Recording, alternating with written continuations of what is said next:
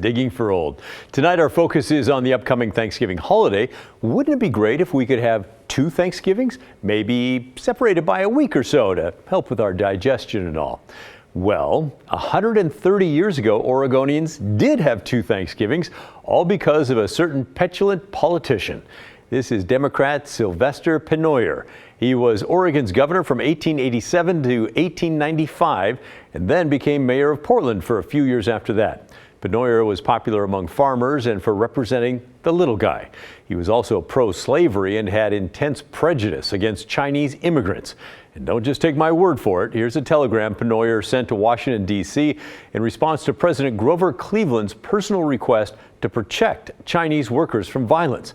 Pennoyer wrote, "I will attend to my business, let the president attend to his." It was this rivalry of sorts with President Cleveland that spurred the double Thanksgiving here in Oregon.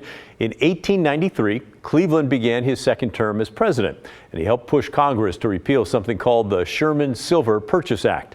That had manipulated the silver market in a way that was good for Oregon farmers and silver miners, but also resulted in high inflation nationwide.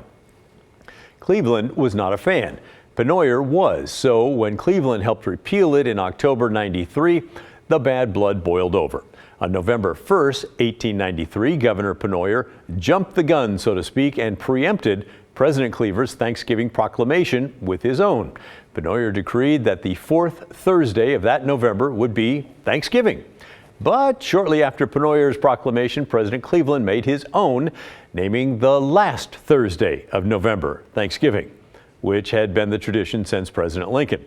In 1893, as you might recall, there were 5 Thursdays in November, so Pennoyer and Cleveland disagreed by a week.